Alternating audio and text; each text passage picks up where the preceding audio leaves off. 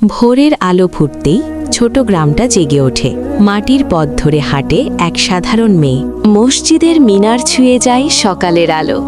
দুয়ার শক্তিতেই শুরু হয় প্রতিদিনের লড়াই। কঠিন সময় মানুষকে ভেঙে দেয় না, বরং শক্ত করে তোলে। রোদ, বৃষ্টি, ক্লান্তি সব পেরিয়ে চলতে হয় সামনে। ছোট ঘর, অল্প আলো, তবু আশা নিভে না। নীরবে বসে থাকা মানেই দুর্বলতা নয়, এটাও এক ধরনের শক্তি। দিন শেষে ক্লান্ত শরীর, কিন্তু বিশ্বাস অটুট। রাত নামে, আকাশ জুড়ে তারা, প্রতিটা তারাই যেন এক একটা দোয়া। নিভু নিভু আলোয় কিন্তু সে সহজে আশা ছাড়ে না।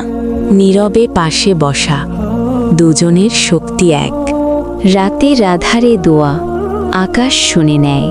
বৃষ্টির পরের নতুন ভোরের সকাল, নতুন কিছু আসার শুরু।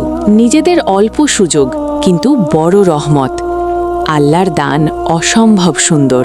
কখনো খাবার কম, কখনো চিন্তা বেশি, তবু শুকরিয়া থামে না। মানুষের পাশে দাঁড়ানোই আসল ঈমান। অল্প থাকলেও ভাগ করে নেওয়াই বড় কথা। সোনালি মাঠে হাসি আসা, রিজিকের আল্লাহর ইশারা। কষ্ট পেরিয়ে মুখে হাসি, আল্লাহ মহান, তার করুণ তুলনা নেই। সবুজ মাঠে বাতাস বয়ে যায়, মনের ভেতরও শান্তি নামে। ছোট ঘর, বড় শান্তি, বরকতের ছোঁয়া লেগেছে তাদের উপর। সময় বদলায়, কষ্ট বদলায়, কিন্তু ধৈর্য থাকলে পথ খুলে যায়। ছোট জীবনে বড় শিক্ষা, বিশ্বাস রাখলে একদিন আলো আসবে।